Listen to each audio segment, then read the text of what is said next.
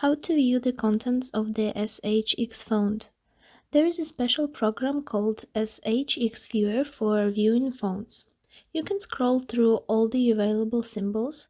You can convert the font to a Notepad editable SHP format.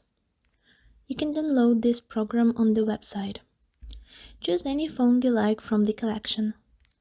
We open the font with the program. Export to SHP. Each character is signed with its own unique number. The selected font must be loaded into the text style.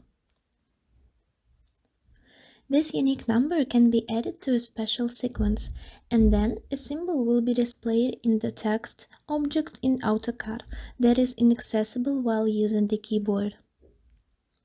We insert values into the text, which automatically turn into the Apple symbol. Then repeat everything for the sequence AE.